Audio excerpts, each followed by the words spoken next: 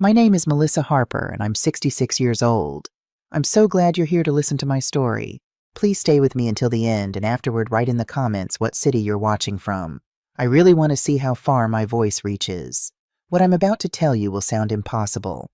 For 8 years, my grandson Gregory was diagnosed with severe autism, completely nonverbal, unable to communicate, trapped in his own world. Or so we all believed.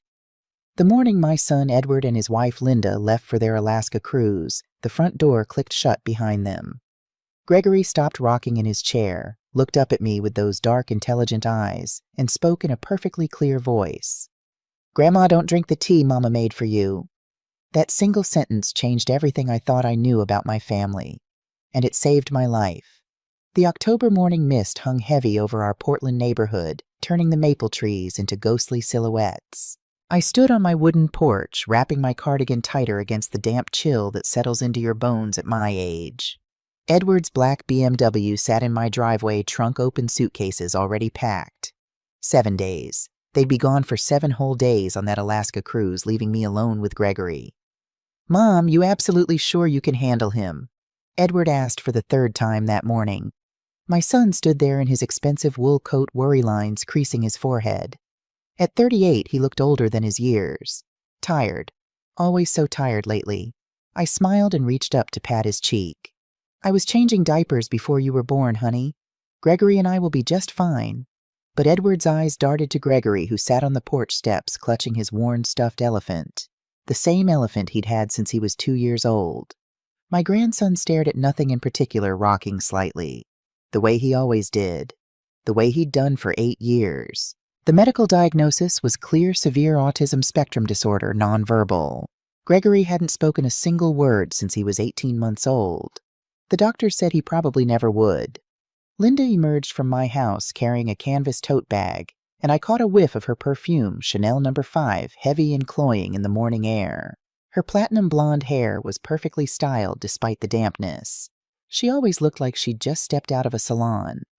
"Melissa," she smiled, showing teeth as white as porcelain, "I made something special for you." She handed me the tote bag. Inside were 7 individual packages, each one labeled in her neat handwriting. Day 1, Day 2, all the way through Day 7. "Chamomile tea," she explained, her voice sweet as honey.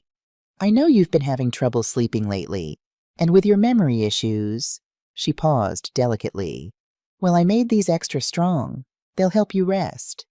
My memory issues. That's what everyone called them now. The forgotten appointments, the car keys in the refrigerator, the moments when I'd walk into a room and forget why I'd come.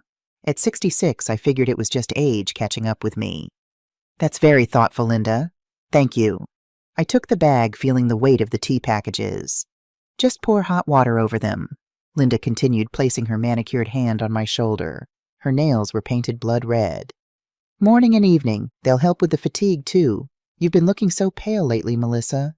Edward interrupted, crouching down to Gregory's level. "Hey, buddy." He ruffled his son's dark hair. "Be good for Grandma, okay? I love you." Gregory didn't respond. Didn't even look up. Just kept rocking, hugging that elephant tighter. I watched Linda's expression as she looked at her son. Just for a moment, something flickered across her face. Not love, not concern. Something else. Something I couldn't quite name. "At least he won't be any trouble," Linda said, straightening her designer jacket. "Come on, Edward, we'll miss our flight." More hugs. More reminders about Gregory's schedule. Bedtime at 8 sharp. No deviations. Strict routine is essential for his condition. Linda said all the right things. She always did.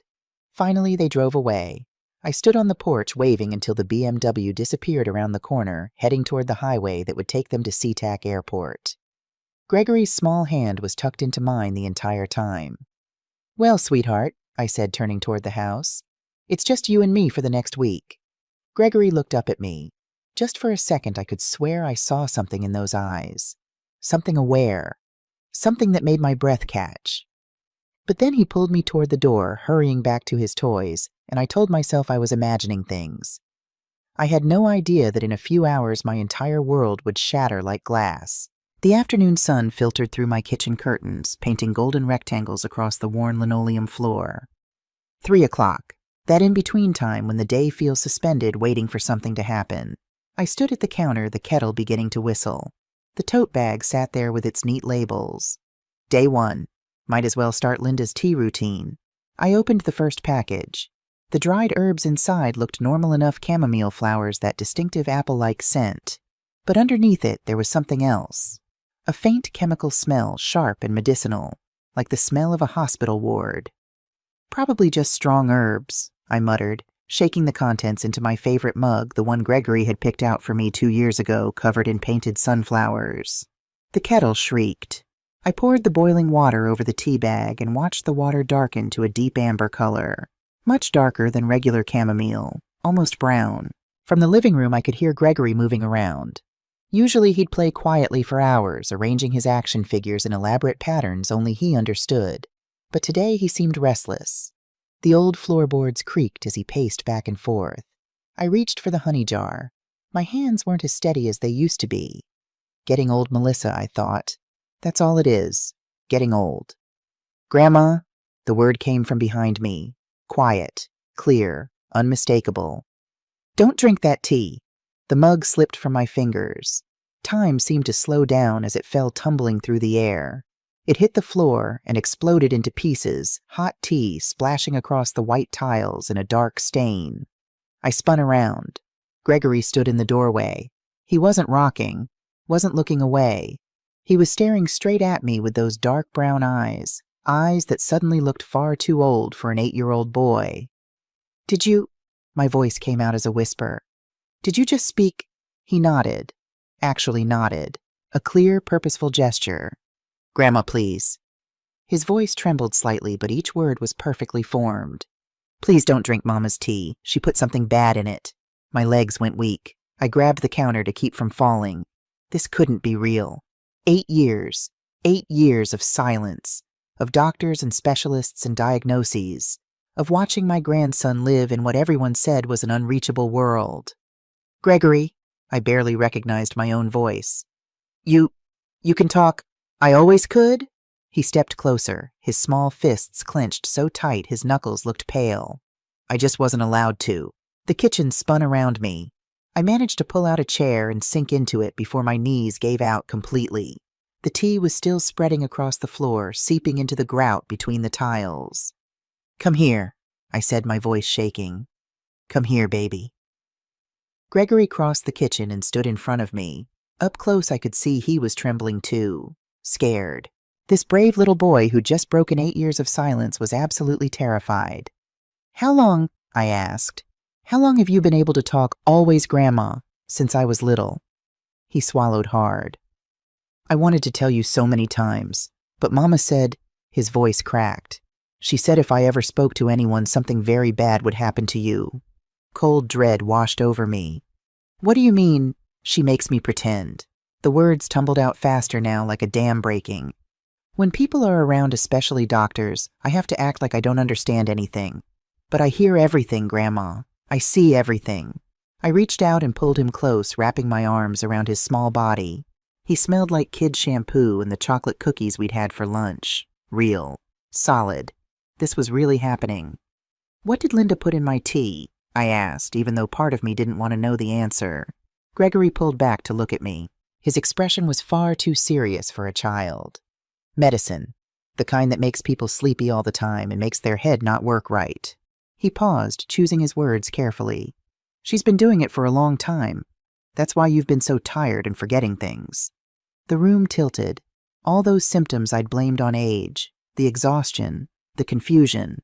The memory lapses that made me question my own mind. How long? My throat felt tight. How long has she been doing this? About 2 years, I think. Gregory's eyes were full of worry. It started when you began falling asleep here all the time, and Mama started telling everyone you were getting confused and forgetting things. 2 years. 2 years of Linda slowly poisoning me right under everyone's noses, including mine. I thought about all the times Linda had brought me tea, how thoughtful everyone said she was, how caring, and all the while, why now? I asked. Why did you decide to tell me now? Gregory's face went pale.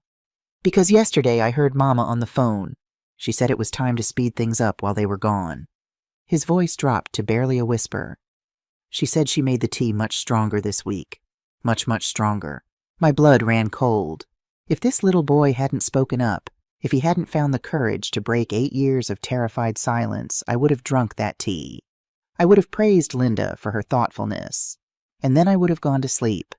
Maybe forever. We sat at my kitchen table for a long time.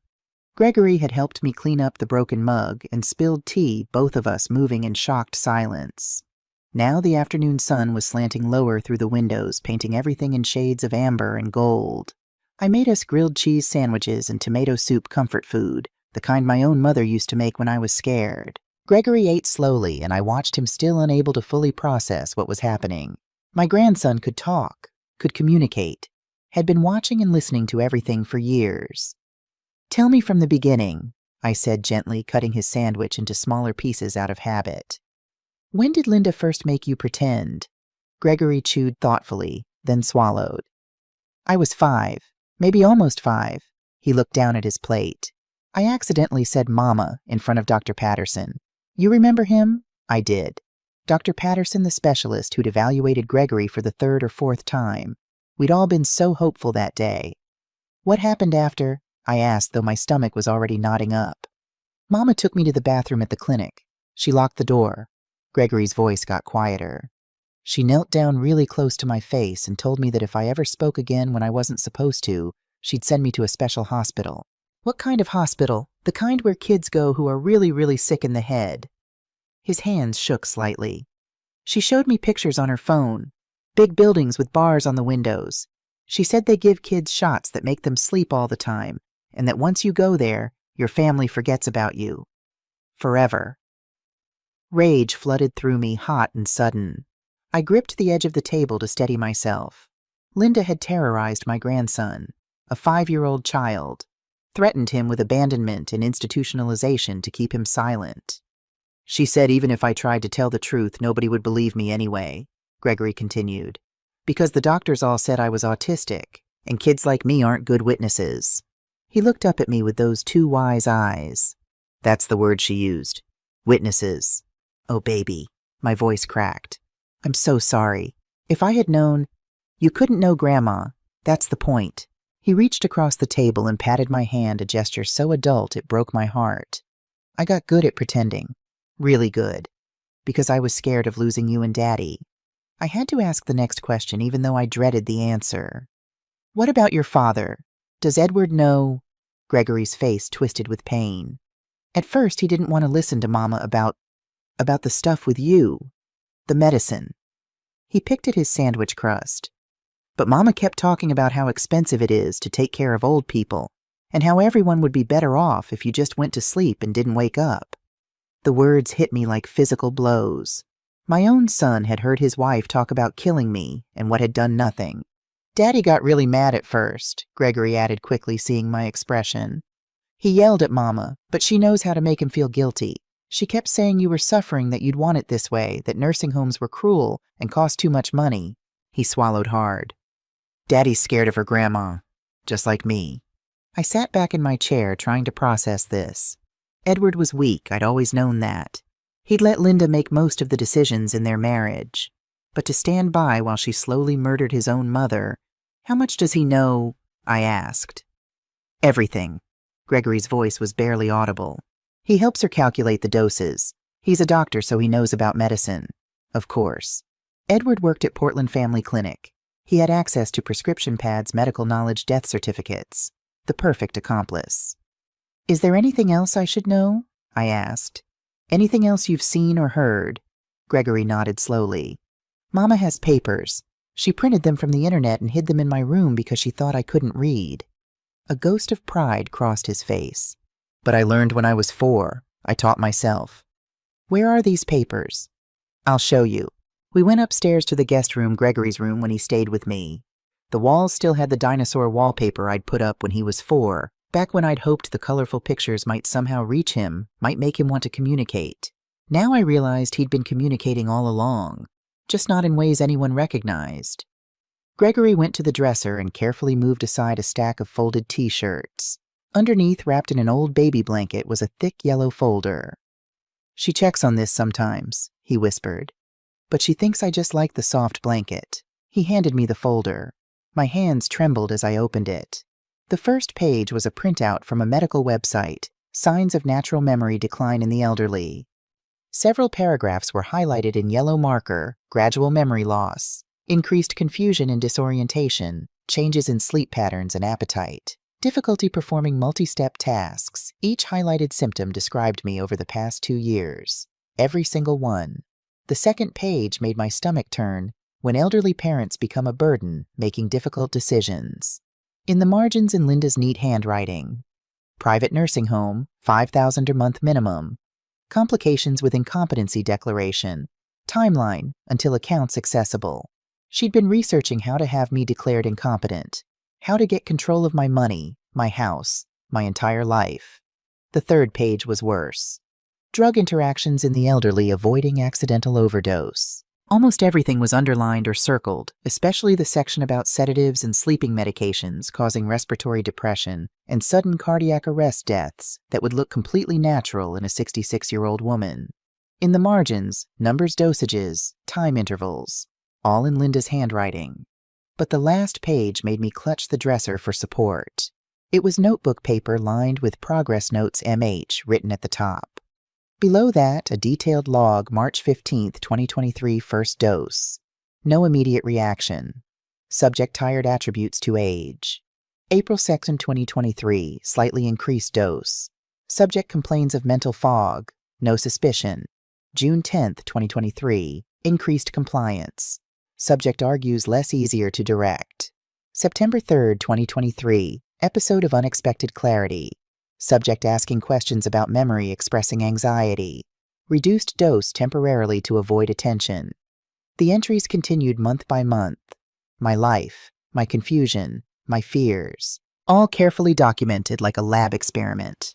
The final entries made my blood run cold. October 1, 2024, need to accelerate. Financial pressure mounting. Subject must be removed before next financial audit. October 10, 2024, prepared concentrated doses for cruise week. Calculation sufficient for final resolution within 48 to 72 hours after intake begins. Natural appearance. Critical. Final resolution. Linda wasn't just poisoning me. She had a specific timeline. A specific week. This week.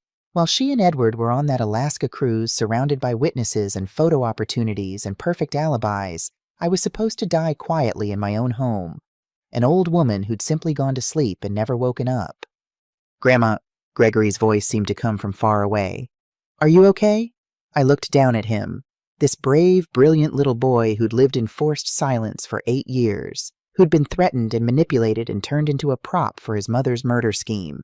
"I'm alive," I said, my voice hard as steel, "and we're going to make sure it stays that way." That evening, after we'd put the folder back exactly as Gregory had found it, I sat at my kitchen table with a legal pad and pen.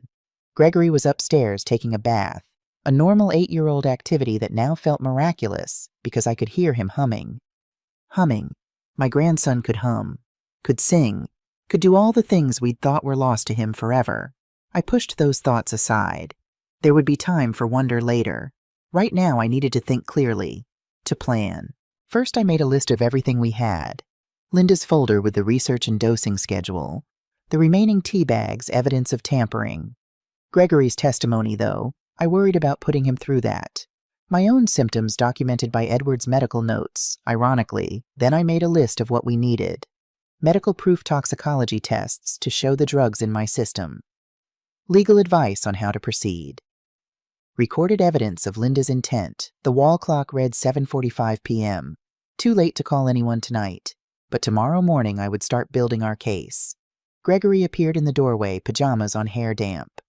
"Can I sleep in your room tonight, Grandma?" "Of course, baby." He climbed into my bed while I made phone calls from the kitchen, keeping my voice low. First, my doctor. Dr. Rachel Caldwell had been my physician for 15 years. She answered her emergency line on the 3rd ring. "Dr. Caldwell, it's Melissa Harper." I kept my voice steady. "I need to ask you something important. Could my memory problems be caused by medication?" "Absolutely." Her response was immediate. "Especially at your age, Melissa. Combinations of sleep aids, sedatives, they can create symptoms that look like dementia. Have you been taking something new?" That's just it. I don't think I've been taking what I thought I was taking. A pause. When she spoke again, her voice was serious. Melissa, are you saying you think someone's been giving you medication without your knowledge? Yes. That's attempted poisoning. You need to call the police. I will. But first I need proof. Can you run tests? Come in first thing tomorrow morning, 7 a.m. before the office opens. I'll run a complete tox screen, blood and urine. We'll know exactly what's in your system. She paused. Melissa, are you safe right now? I looked toward my bedroom where Gregory was probably already asleep, finally able to rest without fear. I'm safe, and I'm not alone. Good, I'll see you at 7, and Melissa document everything. Next I called Margaret Sterling, my lawyer. She'd handled my will, my property deeds, everything legal for the past 20 years. Melissa, she sounded surprised to hear from me so late. Is everything all right? No, Margaret, it's not. I took a breath. I need to know if someone is systematically giving an elderly person medication without their knowledge what's needed to prove it. The silence that followed was heavy. Melissa, Margaret's voice went from friendly to professional. Do you have specific concerns? More than concerns. Evidence. Then you need 3 things. I could hear her shifting, probably reaching for a notepad. First, medical proof. Toxicology showing drugs in your system that weren't prescribed to you. Second, evidence of intent documents, messages, anything showing the person planned this. And third, ideally recorded admission of guilt. I have the second one already. I'll have the first by tomorrow. The third. I thought about it. Linda usually calls to check on us. Maybe during one of those calls. Recording laws in Oregon allow one-party consent, so if you're part of the conversation, it's legal. Margaret's voice softened. Melissa, I've known you a long time. Whatever's happening, I'm here to help. But if you're in immediate danger, I'm not anymore. I stopped drinking the tea. The tea. It's a long story. Can you be available in the next few days? I may need you quickly. Of course. Call me anytime. After we hung up, I sat in the dark kitchen for a long time. The house settled around me with familiar creaks and sighs. My house. The house I'd lived in for 35 years, raised Edward and welcomed Gregory into. And Linda wanted to take it all away. Not just the house, my life, my dignity, my final years. But she'd made one critical mistake. She'd underestimated the love between a grandmother and her grandson. The next morning I woke at 5:30 a.m. Gregory was still asleep beside me, curled around his stuffed elephant. For a moment I just watched him breathe, marveling at the resilience of children. At 6:45 I was in Dr. Caldwell's office. She'd come in early before her staff arrived. The clinic had that strange, empty feeling, lights too bright, everything echoing. Let's get this done quickly, she said, pulling on gloves. I'm running the most comprehensive panel we have. If there are drugs in your system, we'll find them. The needle pinch barely registered. I watched my blood flow into vial after vial, dark red proof that I was still alive, still fighting. How long for results? I asked. I'm marking this urgent. By this afternoon, definitely. She labeled the vials carefully. Melissa, I have to say this. If these tests show what I think they'll show, you need to go to the police immediately. I will. I promise. But I need to do this right. I can't just accuse my daughter-in-law without ironclad proof. Dr. Caldwell studied my face. She's lucky you're more patient than I would be. I drove home slowly, my mind spinning.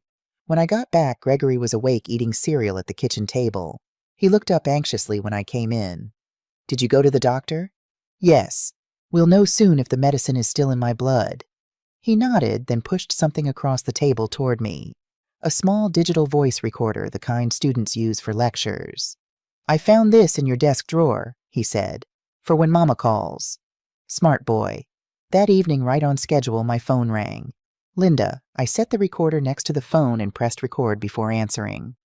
Hello, Melissa. Linda's voice was bright, cheerful. How are you and Gregory holding up? I made my voice sound weak, tired. Oh, Linda, we're managing. I'm just so exhausted. Are you drinking the tea, the special one I made? Every morning and evening, just like you said. I paused, adding a slight confusion to my voice. It's very strong this time, isn't it? I made it extra potent. Was that satisfaction in her voice? You need deep rest, Melissa. At your age, proper sleep is critical. I've been so confused lately. This part wasn't acting. Yesterday I couldn't remember what day it was, And sometimes I feel dizzy. That's perfectly normal. She definitely sounded pleased. Progressive decline. The doctors will confirm it when we get back. My fingers tightened on the phone. You've been so good to me, Linda. I don't want to be a burden. You won't be a burden much longer. The words hung in the air, ambiguous enough to deny clear enough for anyone listening. What do you mean? I asked softly. Just that at your age, with your condition progressing, things happen naturally. The important thing is you're comfortable. A pause. You are drinking all the tea, aren't you? Every bag. Every single one. Good. Very good. By the time we get back on Friday, you should be well rested. We talked for a few more minutes, meaningless pleasantries that made my skin crawl. When I finally hung up, my hands were shaking. Gregory appeared beside me. Did she say enough? More than enough. I checked the recorder. 18 minutes, crystal clear. But it still wasn't the full picture. We had evidence of poisoning of intent, but we didn't have the why, the complete story. Gregory, I said slowly, you mentioned your mom looks at things on the computer. He nodded. She doesn't know I can read, so sometimes she leaves it open. Could you show me where she keeps her files? 20 minutes later, we were looking at Linda's laptop, which she'd left at my house for the week. Gregory knew her password, Gregory888, his own name. The irony wasn't lost on me. He navigated to a hidden folder labeled Project MH, my initials. Inside were dozens of files, research articles, financial spreadsheets, and emails. One email thread made my heart stop, from edward.harper.md@portlandclinic.com to linda.hartwell.harper@gmail.com. Date August 15, 2024, subject RE, timeline adjustment. Linda, I've reviewed the dosage calculations. Increasing to 3x during the cruise week is aggressive, but should achieve the desired outcome within your time frame. I'll ensure the death certificate lists natural causes cardiac event likely related to undiagnosed vascular dementia. As her physician's son, my medical opinion will be unquestioned. I'm still uncomfortable with this, but you're right. We can't afford years of nursing home costs. This is kinder for everyone. EPS. Make sure Gregory is nowhere near when it happens. He can't be traumatized. I read it 3 times. Edward, my son. The boy I'd raised, supported through medical school, been so proud of. He wasn't a victim of Linda's manipulation. He was an active participant, a co-conspirator. He'd calculated the doses that were meant to kill me. Gregory's small hand slipped into mine. I'm sorry, Grandma. About Dad. You have nothing to be sorry for, sweetheart. I closed the laptop carefully. But we need to be very, very smart about what happens next. At that moment, my phone buzzed. A text from Dr. Caldwell results back. Call me. It's urgent. I dialed with shaking hands. Melissa. Dr. Caldwell's voice was tight with anger. You have dangerous levels of 3 separate medications in your system. Lorazepam, diphenhydramine, and zolpidem. Concentrations high enough to cause severe cognitive impairment, respiratory depression, even cardiac arrest. How long could this have been going on? Based on the levels, you haven't taken these drugs for 3 or 4 days. That's why you're suddenly clearer. But before that, regular dosing for months, possibly years. She paused. Melissa, if the doses had continued to increase within days, this could have been fatal. Fatal, the word I'd been avoiding. Linda hadn't just been making me confused or tired. She'd been actively trying to kill me. And this specific week, while she was hundreds of miles away with perfect alibis, was supposed to be the end. Dr. Caldwell, I said quietly, are you willing to testify to all of this? Absolutely. I'm already preparing the documentation. But Melissa, you need to call the police now. I will. Tomorrow. I just need one more day to make sure I have everything. After I hung up, I sat with Gregory in my living room. The autumn sun was setting, painting everything in shades of amber and gold. What are we going to do? He asked. I thought about Linda's careful plans, her research, her timeline. The way she'd systematically isolated me made me doubt my own mind, prepared everyone to accept my death as natural. She'd spent 2 years setting up the perfect murder, but she'd made one fatal mistake. She'd underestimated both me and the grandson she'd tried to silence. We're going to let them come home, I said. We're going to let them walk in here thinking everything went according to plan, and then we're going to make sure they pay for every single thing they've done. Gregory squeezed my hand. I'm scared. Me too, baby. But we're not alone anymore. You found your voice. Now I'm going to use mine. Outside, the last light faded from the sky. Somewhere in Alaska, Linda and Edward were probably toasting their success, counting down the days until they'd return to find me gone. They had no idea what was waiting for them. The morning after Dr. Caldwell's call, I woke with a clarity I hadn't felt in 2 years. No fog in my head. No exhaustion pulling at my limbs. Just pure, focused anger. Gregory was already awake, sitting at my kitchen table with a bowl of cereal. He looked up when I came in and I saw the question in his eyes. "Today we fight back," I said simply. He nodded suddenly, looking much older than 8 years old. "I made coffee, real coffee, not the decaf Linda always insisted I should drink." The bitterness tasted like freedom. While it brewed, I opened my laptop and started making lists. Evidence we had. Toxicology report from Dr. Caldwell. Linda's research folder. Progress notes in her handwriting. Email thread between Linda and Edward. Voice recording from yesterday's phone call. The remaining tea bags still untouched. Gregory's testimony. Evidence we needed. Official police documentation. Legal protection for Gregory. Recorded confession from Linda in person. Witness to their return. I picked up my phone and dialed a number I'd hoped never to use. Portland Police non-emergency line. "I need to speak with someone about attempted murder."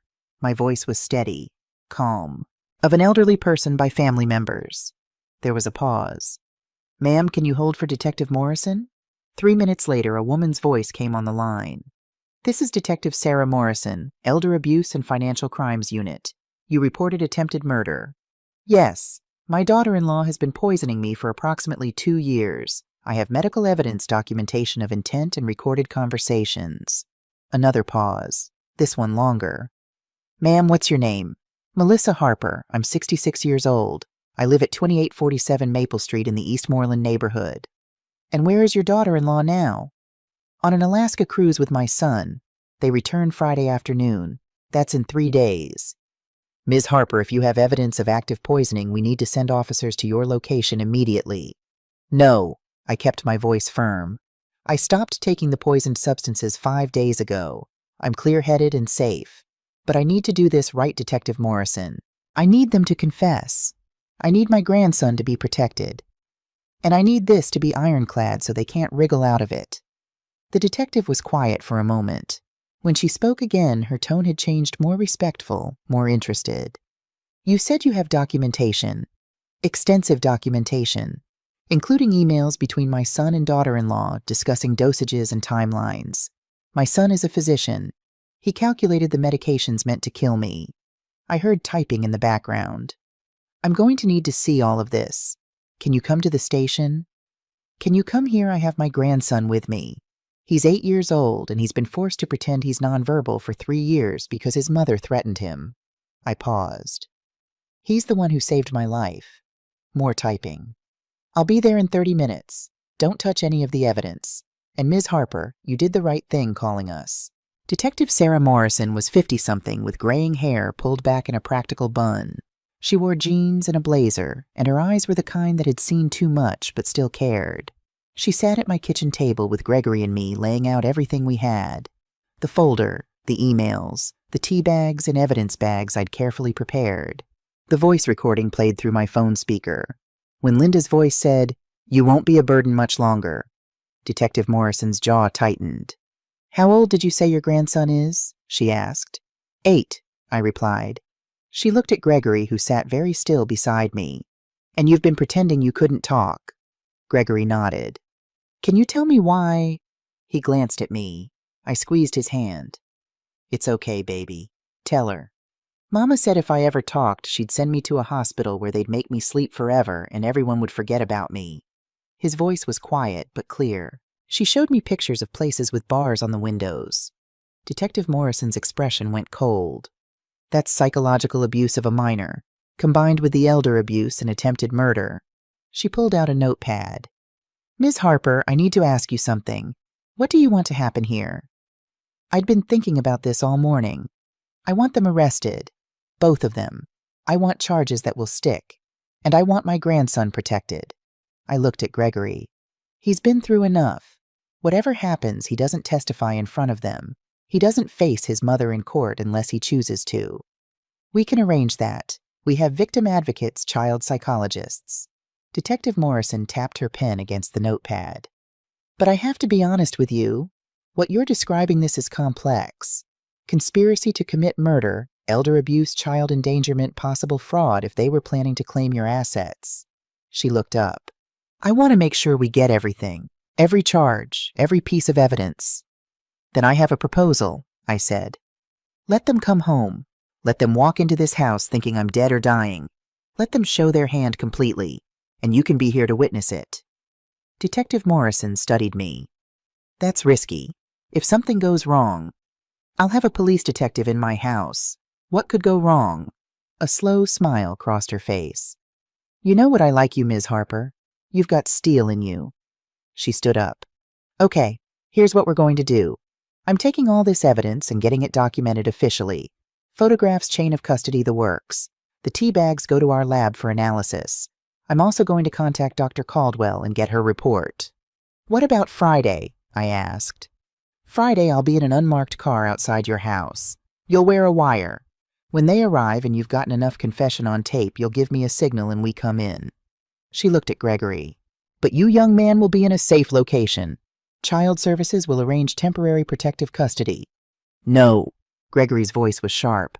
I'm staying with Grandma. Sweetheart, I started. No. He looked at me with fierce determination. I was quiet for 3 years because of Mama. I'm not hiding anymore. I'm staying with you. Detective Morrison and I exchanged glances. He can be upstairs, the detective said slowly, in a locked room with an officer, close enough to feel safe, far enough to be protected. Would that work? Gregory considered this, then nodded. Brave kid, Morrison said softly. She handed me her card. Call me if anything changes. If they come home early, if they contact you anything, day or night. After she left, I sat with Gregory on my back porch. The October air was crisp leaves turning gold and red in my small yard. Are you scared? He asked. Terrified, I admitted. But being scared doesn't mean we stop. It just means we're doing something important. He leaned against me. Grandma, after this is over, what happens to me? My heart clenched. I'd been avoiding this question. I don't know yet, baby, but I promise you whatever happens, I'll fight for you. You'll never have to Wednesday morning. 2 days until Edward and Linda came home. My phone rang at 9 a.m. Linda. I let it ring 3 times before answering, remembering Detective Morrison's instructions. Act normal. Sound weak. Give them no reason to suspect. Hello? I made my voice thin, uncertain.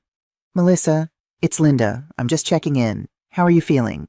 The background noise suggested she was outside wind, seagull cries, ship sounds. I pictured her on the deck of that luxury cruise liner, cocktail in hand, checking to see if I was dead yet.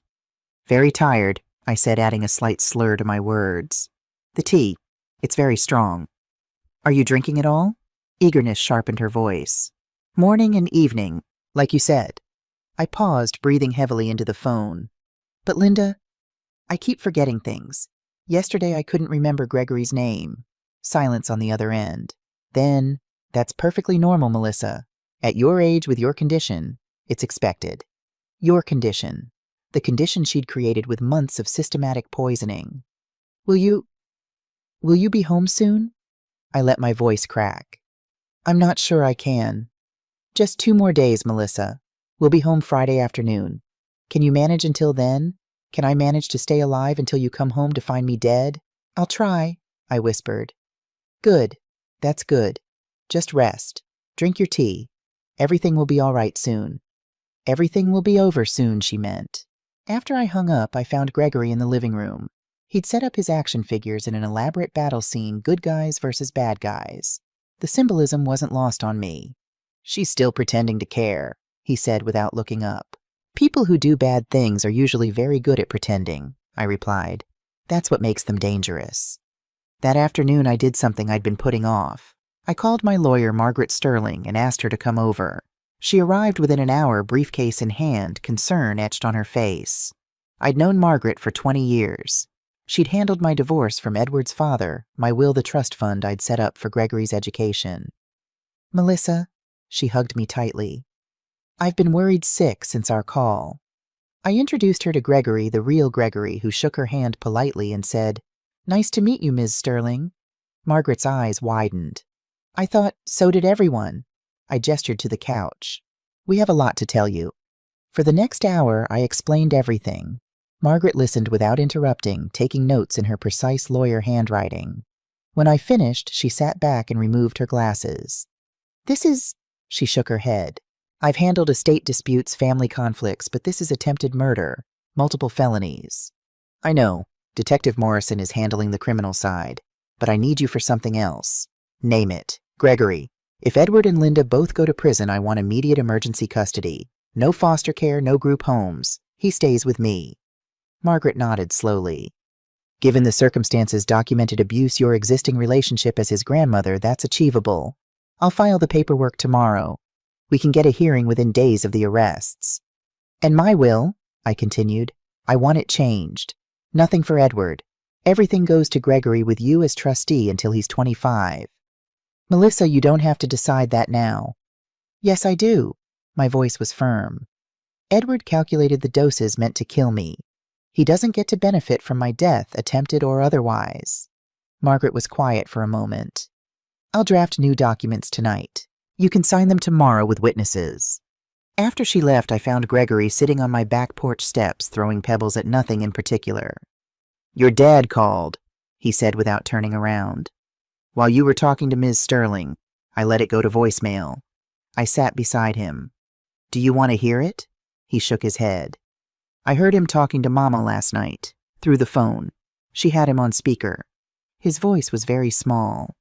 He said he hoped it would be peaceful, that you wouldn't suffer." My chest tightened. Edward had always been weak, but I'd never imagined him capable of this, of planning his own mother's death and calling it mercy. "Gregory, I need you to understand something." I turned him to face me. "What your father did, what both your parents did, that's not your fault. Not in any way. But he's my dad, and she's my mom. Doesn't that make me—" He struggled with the words. "Bad, too." "No." I cupped his face in my hands. "You're the one who warned me. You're the one who saved my life. You're the bravest person I know." He threw his arms around my neck and cried deep, gulping sobs of a child who'd held in too much for too long. I held him and let him weep my own tears, falling silent. Thursday, 1 day left. Detective Morrison came by in the morning with a technician who installed a small camera in my living room clock and gave me a wire to wear a tiny microphone that clipped inside my cardigan. "Test, test," I said, feeling ridiculous. In the van outside, Morrison's voice came through a small earpiece, clear as crystal. "Ms. Harper." They also gave me a panic button disguised as a medical alert pendant. One press and officers would storm the house. "I won't need it," I said. "Humor me," Morrison replied. Gregory watched all of this with wide eyes. The child psychologist Morrison had brought a kind woman named Dr. Patricia Chen, sat with him explaining what would happen the next day. "You'll be upstairs in your room with Officer Brooks," Dr. Chen said gently. "The door will be locked from the inside. You'll have a phone and you can hear everything through this." She showed him a small radio receiver. "If at any point you feel scared, Officer Brooks will take you out the back door. You'll be completely safe." "What about Grandma?" Gregory asked. "Your grandmother will have 5 police officers within 50 feet of her at all times. I promise you she's not in danger." After they left, I made lunch for Gregory and myself. Grilled cheese again. It had become our comfort food. "Tomorrow," Gregory said, pushing his sandwich around his plate. "What do you think will happen?" I'd been thinking about this constantly. "They'll come home expecting to find me very sick, probably unconscious. Or—" I didn't finish that sentence. "Linda will check for signs that her plan worked. She'll be confident. Maybe too confident. And then I'll show her that I know everything. I'll make her admit what she did. And Detective Morrison will arrest them both." It sounded simple when I said it out loud, but I knew it wouldn't be simple at all. That afternoon, I did something that surprised even myself. I took out old photo albums and looked through pictures of Edward as a child. There he was at 5, gap-toothed and grinning, holding up a drawing he'd made for me. At 10, in his Little League uniform, so proud when I came to every game. At 18, graduating high school, hugging me and saying, "I couldn't have done it without you, Mom." When had he changed? Or had he always been capable of this, and I'd just refused to see it? Gregory found me their photos spread across the dining room table. "That's Dad," he said, pointing to a picture of Edward at about Gregory's current age. "He looks happy." He was happy. I touched the photo gently. I thought I raised him right. I thought I taught him about kindness and integrity and family. "You did teach him," Gregory said quietly. He just chose not to remember. Out of the mouths of babes. That evening, Margaret returned with new will documents. We signed them at my kitchen table with 2 witnesses, Margaret's paralegal and my neighbor Mrs. Patterson, who'd known me for 30 years. "Everything to Gregory," Margaret confirmed. "Your house, your savings, your life insurance. The trust is structured so he'll have access to funds for education and living expenses with you as primary guardian and me as backup trustee." Mrs. Patterson, who didn't know the full story, patted my hand. "That grandson of yours is lucky to have you." If she only knew how true that was. After everyone left, I sat with Gregory in his room, the guest room that had become his sanctuary. "Tell me again what you do tomorrow," I said. He recited it like a well-learned lesson. "When Mama and Daddy arrive, I pretend like always. No talking, no eye contact. I play with my toys.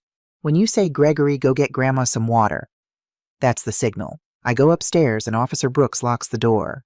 I put on the headphones so I can hear what happens. If anything goes wrong, Officer Brooks takes me out the back door." "Good." I kissed his forehead. "And remember, no matter what you hear, I'm going to be fine." "Promise."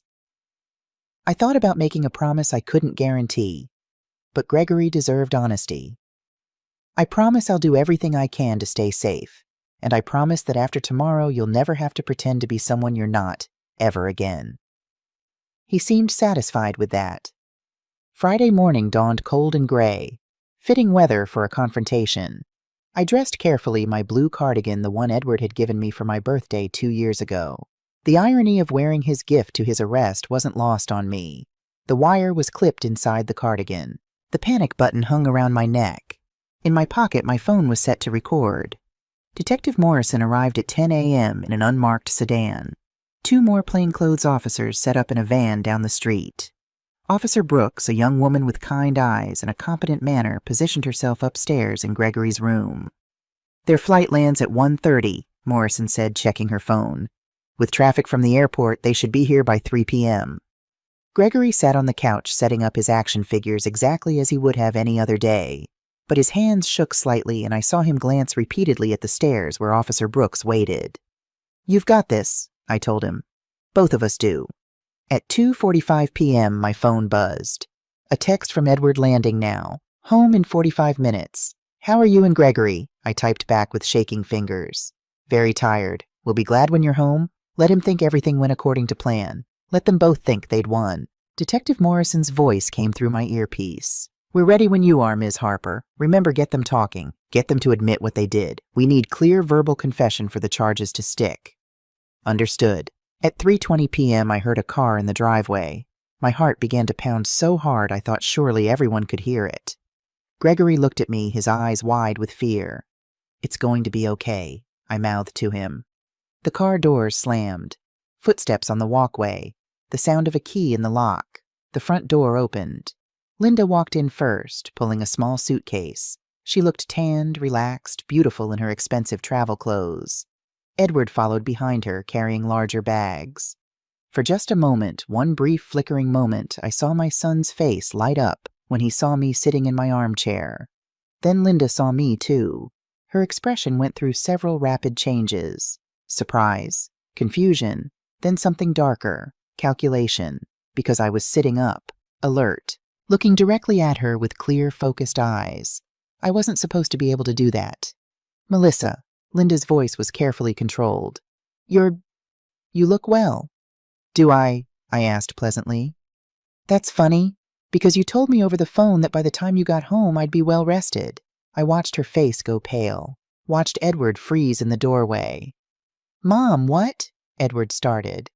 "What did I mean?" I finished for him. I stood up and I felt years of being underestimated, dismissed, and nearly murdered flow into my voice. "I think you both know exactly what she meant." Linda's eyes darted around the room looking for Gregory, I realized. looking for the only witness to whatever she might say next.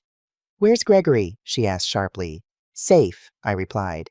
"Unlike me, unlike the grandmother you've been slowly poisoning for 2 years." The silence that followed was deafening. "That's—" Linda's voice faltered. "That's absurd. Your memory problems, they're age-related. The doctors said what Edward told them to say." I pulled out my phone. "Funny thing about email, Linda. Once you send it, it exists forever. Want to hear what my son wrote to you about increasing my dosage?" Edward's face crumbled. "Mom, please let me explain." "Explain what?" My voice cut like glass. "Explain how you calculated the exact combination of drugs to kill me.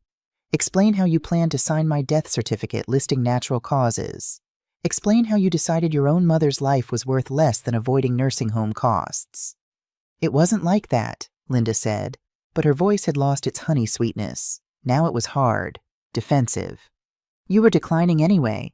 We were just helping things along, making it easier for everyone, helping things along." I repeated her words. "Is that what you call attempted murder now?" "It wasn't murder." Linda's control snapped. "You were going to die anyway. Old, confused, a burden to everyone. We just sped up the inevitable, and we would have been kind about it, given you a peaceful death instead of years of suffering." "How generous of you," I said coldly, "to decide when I should die." "Someone had to decide," Linda was shouting now. "You were already falling apart, forgetting things, getting confused. That was real, Melissa. We just enhanced it a little, made sure things moved in the right direction." "The right direction." Edward's voice was hollow. He'd sunk onto the couch, head in his hands. "God, Linda, listen to yourself." "Don't you dare," Linda rounded on him. "Don't you dare act innocent. You calculated every dose, you researched every drug interaction. You told me exactly how much to use and when." "I know." Edward looked up and I saw tears on his face. "I know what I did. I know what we did. And I'll have to live with it for the rest of my life. But at least I feel guilty. You're still trying to justify it." "Because it was justified." Linda's voice had gone shrill. "Your mother has a house worth $800,000. She has savings insurance, a trust fund for Gregory. And she was just sitting on it, all getting older, getting sicker when you needed, Edward interrupted. "I never needed any of this." "Oh, please." Linda's laugh was bitter. "You went along with every step. The first dose, the increased dosages, the final push this week. You knew exactly what was happening. You're just as guilty as I am." "Yes." Edward's voice broke. "I am." The admission hung in the air. I looked at my son, really looked at him, and I saw something I'd never seen before. Not just weakness, not just cowardice, but genuine remorse, genuine horror at what he'd become. "Edward," I said quietly, "did you want me to die?" He looked up at me with red-rimmed eyes. "No, God, no. Linda kept saying how expensive everything was, how you were suffering, how it would be kinder. And I convinced myself she was right. I convinced myself I was being merciful." His voice dropped to a whisper. "But I knew. Deep down I knew it was wrong. And I did it anyway." "So touching," Linda sneered. "Your guilt doesn't change anything. What's done is done." "Actually," I said, "nothing is done, because I didn't drink your tea, Linda. I haven't drunk it for 5 days. Thanks to someone who cared enough to warn me." Linda's eyes went wide. "Gregory." She said his name like a curse. "That little he told you. Gregory saved me." My voice could have frozen fire. "The grandson you've abused and terrorized and used as a prop for your schemes.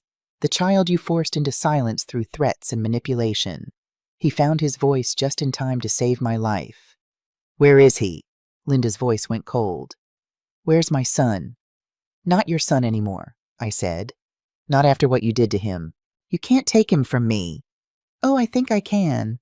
I pulled out the evidence folder, Linda's own research, her notes, the documented dosages.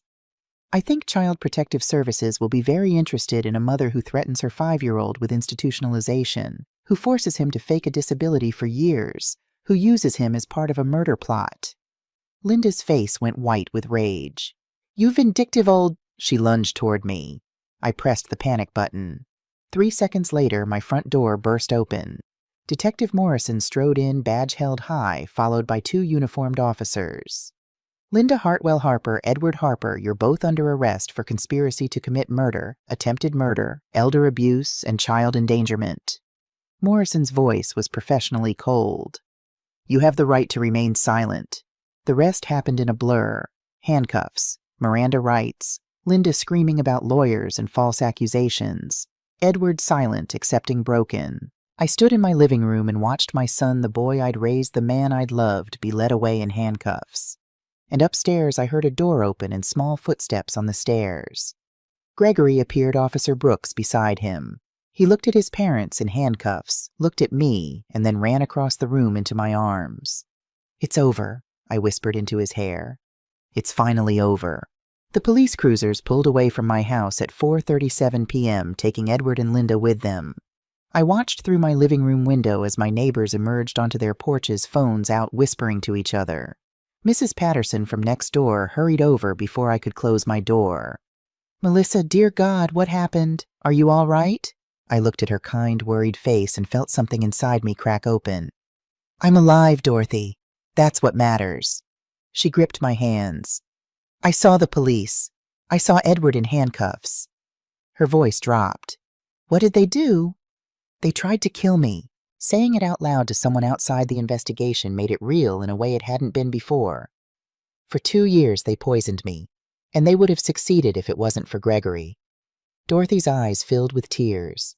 That beautiful boy, where is he? Upstairs with the social worker. And that was the next nightmare I had to face. Detective Morrison sat at my kitchen table with a woman named Amanda Pierce from Child Protective Services. Gregory sat between them, very small, very quiet. Ms. Harper, Amanda said gently. She was young, maybe 30, with tired eyes that had seen too much. I need to explain what happens next. Given the severity of the charges against both parents, Gregory cannot remain in their custody. The question is where he goes while this is sorted out. My hands clenched on the table. He stays with me. I'm his grandmother. I have the space, the means, and he's comfortable here. I understand that. But protocol requires a home study, background checks, psychological evaluation. How long? My voice was sharper than I intended. Amanda looked uncomfortable. Normally 4 to 6 weeks, but given the circumstances, she glanced at Detective Morrison. Morrison cleared her throat. I've already called Judge Patricia Reeves. She's the family court judge who handles emergency custody cases. Given Ms. Harper's role in stopping an active crime against her own person, and given Gregory's expressed wishes, the judge has agreed to an emergency hearing tomorrow morning. If it goes well, temporary custody can be granted immediately. Tomorrow morning. 1 night. I could keep him safe for 1 night. Where does he stay tonight? I asked. Amanda looked at Gregory, then at me. Technically, he should go to a temporary foster placement. No. Gregory's voice was small but firm.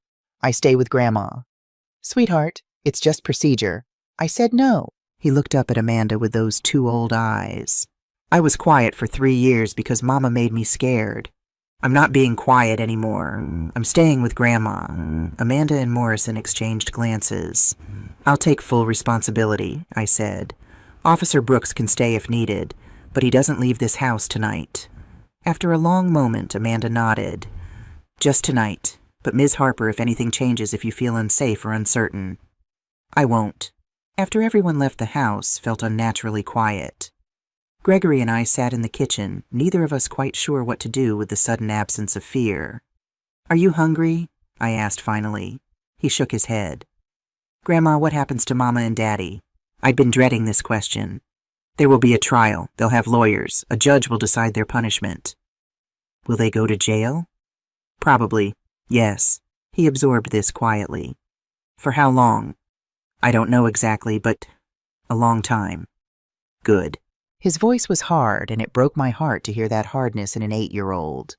They tried to kill you. I know, baby. I don't want to see them, ever again. I pulled him close. You don't have to. Not if you don't want to. That's your choice. We sat like that for a long time, wrapped in each other, while the October darkness fell outside. That night, Gregory had nightmares. I heard him crying out around 2 a.m. and rushed to his room. He was tangled in his sheets, tears streaming down his face. Mama's here, he sobbed.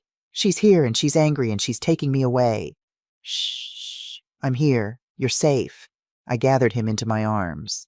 Your mama is in jail. She can't hurt you. She can't hurt either of us anymore. But what if they let her out? What if she comes back? They won't. I promise you, Gregory. The police have all the evidence. They know what she did. She's not coming back. But he couldn't settle. Finally, I did what I used to do when Edward was small, and afraid I brought Gregory to my bed, tucked him in beside me, and sang him the old lullabies my mother had sung to me. Hush, little baby, don't say a word, Mama's gonna buy you a mockingbird.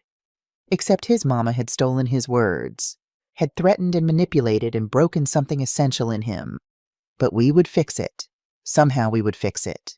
The emergency custody hearing was held in Judge Patricia Reeves' chambers the next morning. It was small, informal, nothing like the TV courtrooms I'd imagined. Judge Reeves was 60-something with steel gray hair and sharp, intelligent eyes. She looked over the paperwork Margaret Sterling had prepared, then looked at Gregory. "Young man," she said gently, "I understand you've been through something very difficult. Can you tell me where you want to live?" Gregory looked at me, then back at the judge. "With Grandma. She's the only one who's safe." Safe is important. Judge Reeves made a note. "What about your parents? Do you want to see them?" "No." His voice was firm. "They're not safe. Mama hurt Grandma and made me lie for years, and Daddy helped her." The judge's expression softened. "I've read the police reports. What happened to you was wrong. Very wrong."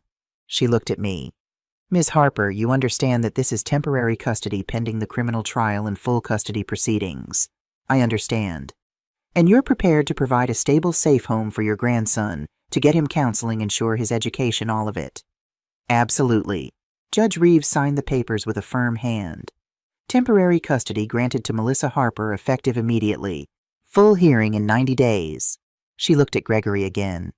"You're going to be okay, son. You were very brave."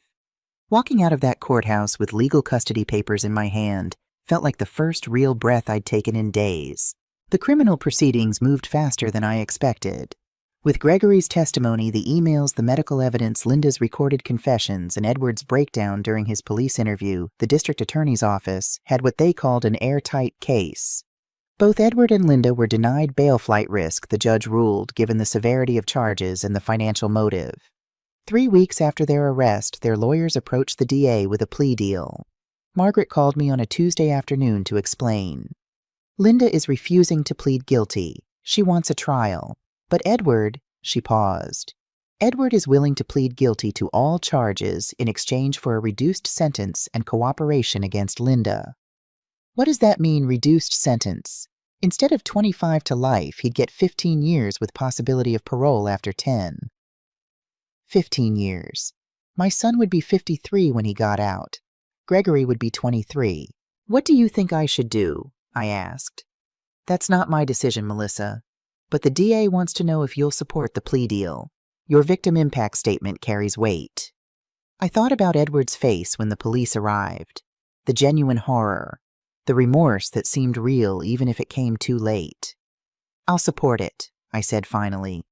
"But only if he testifies against Linda, and only if he gives up all parental rights to Gregory." "Done," Margaret said. "I'll let them know." Linda's trial began 6 months after the arrests. The prosecution was led by District Attorney Rachel Brennan, a fierce woman in her 40s who'd made her career on elder abuse cases. She told me before the trial started, "I'm going to bury her, Melissa. I promise you that." I wasn't required to attend every day, but I went anyway, sat in the gallery and watched as they dismantled Linda's life piece by piece. Day 1 medical testimony. Dr. Caldwell explained in precise detail the drugs found in my system and their effects. "These concentrations would have been fatal within days," she told the jury. Ms. Harper was being actively murdered. Day 2, financial evidence. Forensic accountants showed Linda's spending habits: $60,000 in credit card debt, designer clothes, spa treatments, expensive restaurants. All on borrowed money while she plotted to inherit my house and savings. Day 3, the emails. Edward's messages to Linda were read aloud in court. The jury's faces turned to stone as they heard my own son discuss dosages and timelines for my death. Day 4, Edward testified. They led him in wearing an orange jumpsuit, hands cuffed. He looked thinner, older, hollowed out. When he saw me in the gallery, his eyes filled with tears. D.A. Brennan was merciless in her questioning. Dr. Harper, you calculated the drug dosages that were used to poison your mother, correct? Yes. Edward's voice was barely audible. And you knew these dosages could be fatal? Yes. Did your mother consent to taking these medications? No. Did she know she was being poisoned? No. Why did you do it? Edward looked at me then. Linda convinced me it was mercy, that my mother was suffering, that this was kinder than letting her decline slowly. She said we couldn't afford nursing care, that Mom would want to go peacefully. His voice broke. I convinced myself it was true because it was easier than admitting I was murdering my own mother for money. The courtroom was dead silent. Do you regret it? Brennan asked. Every second of every day. Tears ran down Edward's face. I betrayed the woman who raised me, who loved me unconditionally, who never deserved any of this. I don't expect forgiveness. I want to make sure Linda pays for what she convinced me to do. Linda's lawyer objected, leading the witness, Your Honor, but the damage was done. Day 5, Gregory testified. I'd fought against it, but the prosecution insisted. His testimony is crucial, Brennan explained. It shows pattern of abuse, shows Linda's character, shows she's willing to harm anyone who threatens her plans. Dr. Chen, the child psychologist, worked with Gregory for weeks. They set up the courtroom so he didn't have to face Linda directly. A screen blocked his view of the defense table. I sat in the front row where he could see me. Judge Reeves spoke to him gently. Gregory, you understand you need to tell the truth today. Yes, ma'am. Even if the truth is hard. Yes. Brennan stood. Gregory, can you tell us what happened when you were 5 years old? And Gregory told them. About accidentally speaking in front of the doctor. About Linda locking him in the bathroom and threatening him. About the pictures of hospitals with bars on windows. About 3 years of forced silence. Did you want to tell people you could talk? Brennan asked. Yes. But I was scared Mama would make me disappear. She said nobody would believe me anyway because I was autistic. How did it make you feel to pretend for so long? Gregory thought about this. Alone. Like I was invisible even though everyone could see me. I watched the jury. Every single one was crying. Linda's lawyer tried to discredit him on cross-examination. Isn't it true, Gregory, that you have a diagnosis of autism spectrum disorder? I had a fake diagnosis, Gregory corrected. Mama made me act autistic so nobody would believe me if I told the truth. That's a very serious accusation. It's true. Gregory's voice was steady. I can read. I can write. I'm in 3rd grade now and my teacher says I'm reading at 6th grade level. I was never autistic. Mama just needed me to be. The lawyer had no response to that. Day 8, closing arguments. D.A. Brennan stood before the jury and painted the complete picture. Linda Hartwell Harper is not just a murderer. She's a manipulator who poisoned her mother-in-law for 2 years, who psychologically abused her own son for 3 years, who researched and planned and executed a scheme to inherit $800,000 through murder. She held up the yellow folder. These are her notes, her research, her timeline for killing Melissa Harper. This wasn't passion. This wasn't an accident. This was cold, calculated, premeditated murder. Linda's lawyer argued diminished capacity, claimed Edward had manipulated Linda, suggested the evidence was circumstantial.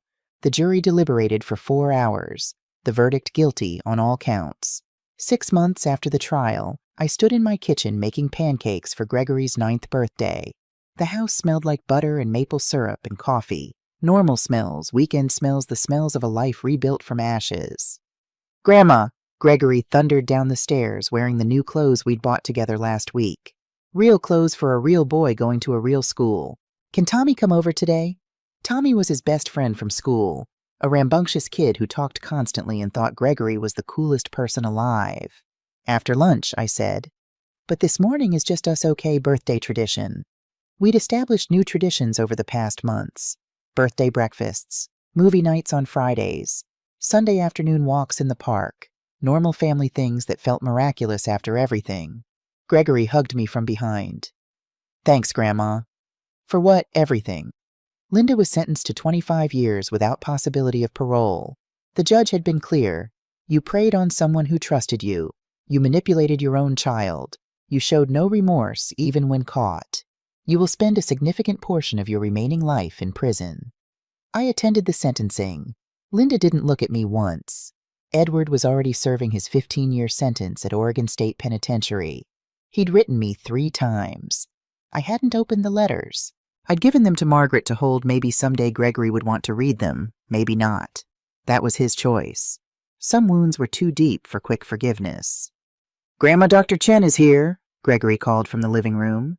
Dr. Chen still came once a week for therapy sessions. At first, they'd been about trauma, about processing what Linda had done, about the fear and silence and confusion. But lately, they'd shifted to something healthier, to identity, to figuring out who Gregory was when he wasn't performing or hiding or surviving.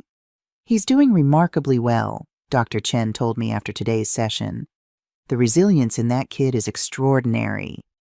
"He's had to be resilient," I said. "True, but what's important now is he doesn't have to be anymore. He can just be a kid." Through the window, I watched Gregory playing in the yard with Tommy, both boys covered in mud and laughing. A normal, messy, beautiful childhood scene. "He's getting there," I said. That evening, after Tommy went home and Gregory was in the bath, my phone rang. "Mrs. Patterson." "Melissa, turn on Channel 8. I switched on the TV. A news segment, "Elder Abuse on the Rise, How One Portland Grandmother's Courage Exposed a Deadly Plot." They interviewed Detective Morrison, who explained the case without using our names.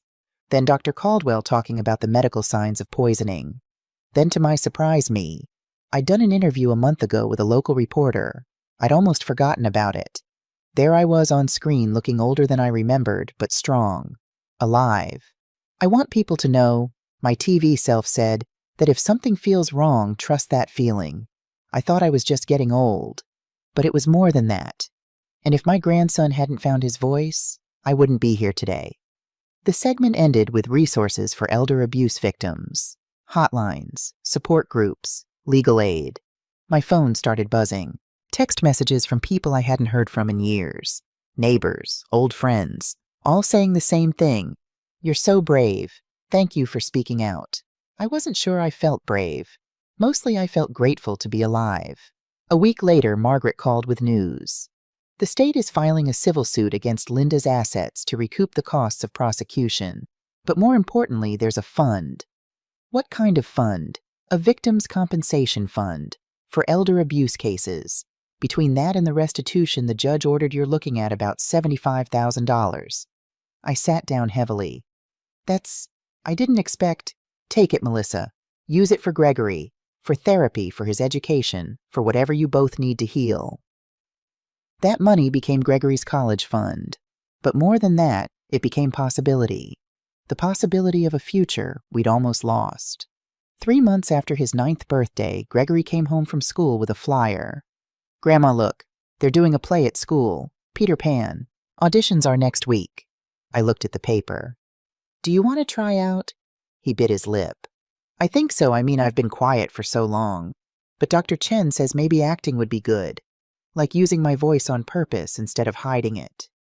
"Then you should absolutely audition." He did, and he got the part of John Darling Wendy's brother. Opening night, I sat in the audience of that elementary school auditorium and watched my grandson, who'd been silent for 3 years, speak lines on stage. Loudly, confidently, joyfully. When he delivered his final line and the curtain fell, I cried harder than I had during the entire ordeal. These were different tears. These were healing tears. 1 year after the arrests, on a crisp October morning, Gregory and I visited a lawyer's office for the final custody hearing. Judge Reeves reviewed all the documentation, the therapy reports showing Gregory's progress, the school records showing his academic success, the home study showing our stable, loving environment. "Ms. Harper," she said, "I see no reason to change the current arrangement. Permanent custody is granted. Gregory will remain with you until he reaches adulthood." Permanent, the most beautiful word I'd ever heard. In the hallway afterward, Gregory hugged me tight. "We did it, Grandma. We really did it." "We did, baby. We really did." That evening, we sat on the back porch as the sun set. Gregory was doing homework, real homework, not pretending he couldn't read. I was reading a mystery novel. Normal, peaceful, safe. "Grandma," Gregory looked up from his math worksheet. "Do you ever think about Mama and Daddy? Sometimes, I admitted. Do you? Yeah. Mostly I think about how Daddy used to read me stories before bed, before everything got bad. He was quiet for a moment. Do you think people can change? Like really change? I thought about Edward's letters still unopened, about Linda in prison still maintaining her innocence, about second chances and redemption and forgiveness. I think some people can, I said carefully, if they really want to, if they do the hard work. But even if they change, that doesn't erase what they did. So you won't forgive them? I don't know yet. Forgiveness isn't something you decide once. It's something you work toward. Maybe someday I'll get there. Maybe not. I looked at him. What about you? He considered this seriously. I think I'll forgive them for me, not for them. Because Dr. Chen says holding on to anger just hurts me, not them. But forgiving doesn't mean I want them back in my life. 9 years old and already wiser than most adults I knew. 2 years after that October morning when Gregory first spoke, we celebrated Thanksgiving together. It was a small gathering, Margaret and her wife, Dr. Chen, and her husband, Detective Morris and Mrs. Patterson from next door, the people who'd helped us survive and rebuild. As we sat around the table, Margaret raised her glass. A toast to Melissa, who refused to be a victim, to Gregory, who found his voice, and to second chances. To second chances, everyone echoed. But I added something. And to first chances, because this feels like the first real life I've had in years.